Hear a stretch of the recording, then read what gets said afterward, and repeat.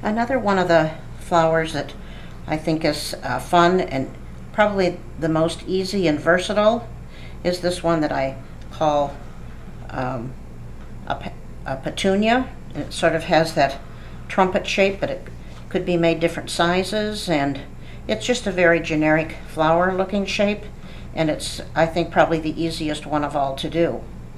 So you can see I've got this yellow one here, and you see how I've added a little bit of color to the inside of that. This is also made around and attached to a felted ball. And then this one, a little bit darker one, and it's just all a solid color and with a little contrasting ball in the center of it.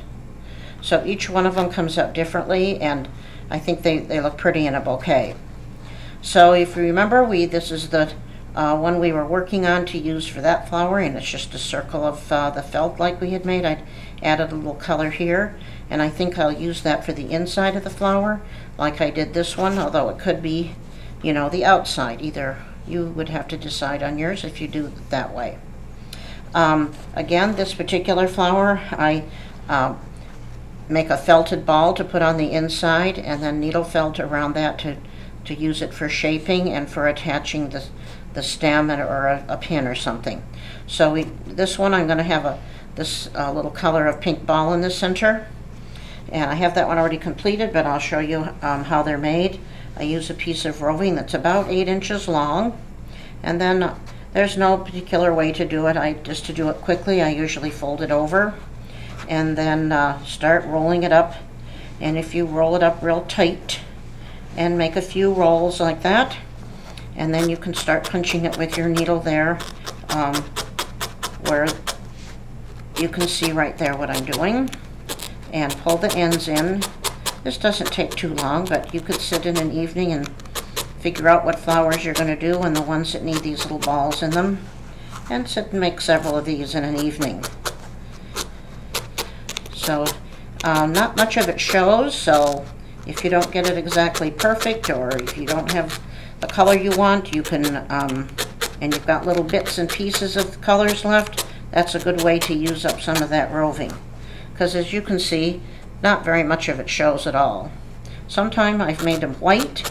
If I have a piece of white wool, I put that in there and then just cover it up with the final color that I want.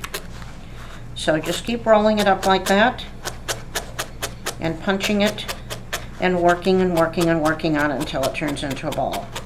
And as you know with felting, the longer you punch, the denser it gets. But this is going to be a felted piece that we can shape the petals around. So you can see I've already got a good start. Whoop, I poked myself. I don't do that very often anymore, but now and then. So just keep working on it until you get a little ball like that. Now, we'll take that ball and we'll put it right in the center, and then we're going to pinch around the ball. I usually kind of pinch from both sides like that, and then I come in and I pinch the other two sides like that, and then I'm going to turn it over to the back side. So I'm going to start punching here, and I can do some shaping and changing, but this will get it started. So there's the two sides. So then we'll punch on this side.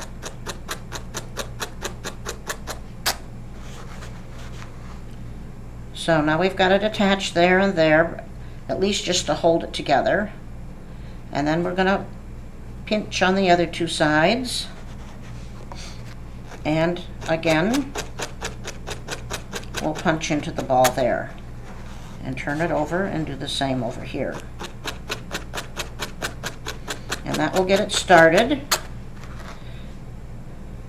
And we'll need to take some time and do some more punching. But there you can see it's already starting to hold together. Now I usually like to go in and make even more pleats. So where this one would come up here, I'd make another pleat in there like that and punch in there. And sometimes just takes a little while to look at it and see how the fiber's moving and changing and how you can work with it. Now we're going to turn it here again, and here's that one pleat. I'm going to make another tuck in it there and punch in there and just keep moving around and doing the same around here. And this will take a little time, and it's kind of fun to play around with it and take a look at it and see how you want to shape it and how it's coming along. So this is already coming along okay. I think I might work a little bit more on this side over here.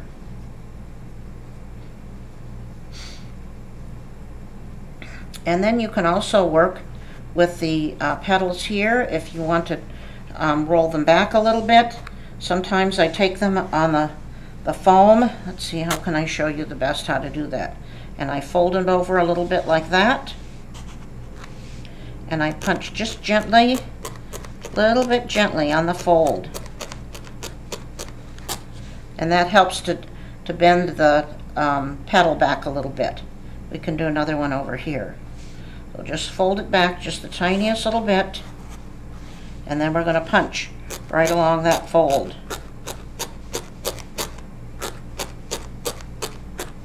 Just a little bit, and that will give a nice little twist and turn to the petal on that side. Now I'm going to work a little bit more on mine, and you do the same on yours, and then we'll come back. And I wish I could be there. It'd be fun to be doing a class here together, to be seeing how they all come out. So I'm going to work a little bit more on mine, and then we'll see how it finishes up. See you back here in just a few minutes.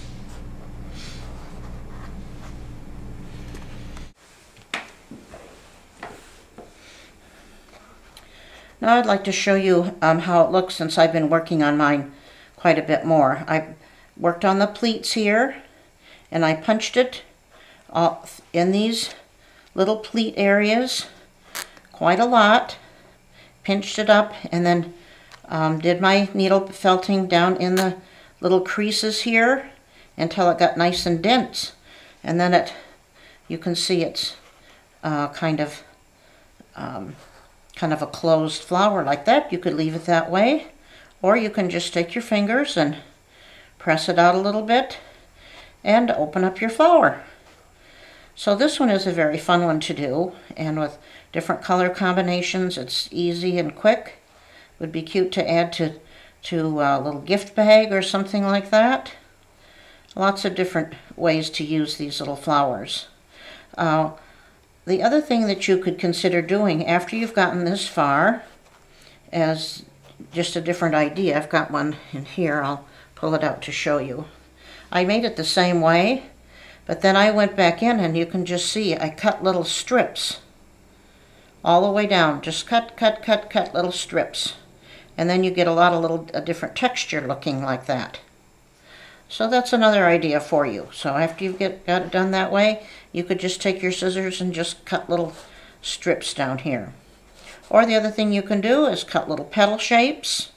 You could do that. And so don't be afraid to try different things. And you know, I'm just really getting you started here with some things I've been experimenting with, but it doesn't mean that that's by any means the only way to do it. Now we're going to come back a little bit later and show you how to add the leaves and stems and pins and things like that. Well, I hope you've had fun doing this one, and I'll see you in another segment with another flower.